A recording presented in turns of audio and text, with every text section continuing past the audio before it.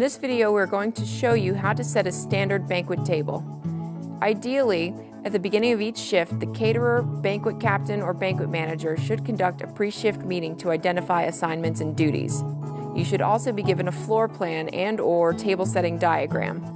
They may also have one table set as an example for the servers to mimic. If there is no pre-shift meeting, be sure you are aware of your assignments before you begin working. When setting up a banquet hall, you must determine where the front and back of the room are. They can be labeled north and south, 12 o'clock and 6 o'clock, or top and bottom. This could be determined by an entrance door, a podium, or a stage. This information is very important for setting a ballroom, so if you are unsure, ask your manager or captain. Some venues will already have the tables, chairs, and linens set before you arrive on site. Others will require servers to set up the tables themselves. You may even be asked to unload them from a truck. Once you get your bearings, you can set up your tables. Make sure the legs are locked in place. If they are not locked, the table could collapse. Once your tables are placed according to the floor plan, the first thing that you will set will be your linens. Round tablecloths are comprised of 3 separate pieces of fabric. You always want the seams of the fabric to run from 6 o'clock to 12 o'clock on every table. Remember, when setting up a banquet hall, your goal is to create a consistent line of sight throughout the ballroom. If your table diagram calls for a decorative base plate or charger, all of the servers will place them on all of the tables before moving on to silverware. This is a good way to determine spacing for the number of guests at each table.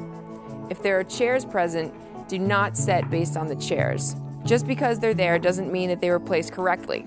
If you have an even number of guests, you will have one place setting at 6 o'clock, one directly across from it at 12 o'clock, and the rest of the places evenly spaced between the two. Each place setting should mirror the setting directly across from it.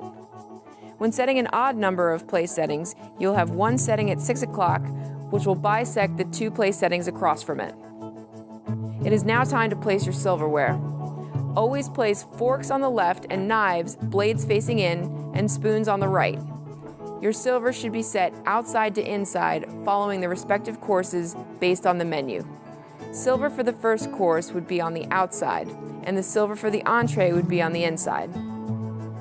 All china and silver should be approximately 1 inch off the edge of the table, making sure that each set of silver runs parallel to each other, not skewed in or skewed out or staggered. If you have 2 of the same type of silver, for example, 2 of the same size knife for both the salad course and the entree course, or 1 salad fork for the appetizer and 1 for dessert, put them both down at the same time. Do not make extra trips around the table. Make sure you double check everything that you place on a table. Just because it is wrapped in plastic doesn't mean it's clean. Handle all silver by the handle, all glassware by the stem, and all plates by the rim. Polish as you go. Once all the silverware is down, you can begin setting glassware.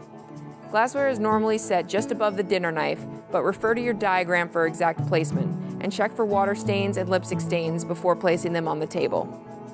The next step is china. Refer to your diagram for placement of B&B plates, coffee cups, and saucers. B&B plates can be set in different spots on the table. It may or may not have a butter knife placed on it. If coffee cups are preset on the table, you will also preset cream and sugar. You can now set additional accompaniments and condiments such as napkins, centerpieces, votive candles, salt and pepper shakers, bread baskets, cream and sugar, salad dressings, and sauces. Place underliners on any item that could drip onto the table. Make sure all handles are facing the guest. Napkins can be placed in many different areas on the table, so make sure that you know what fold you are using and where they are to be placed, and be sure to set all tables exactly the same way.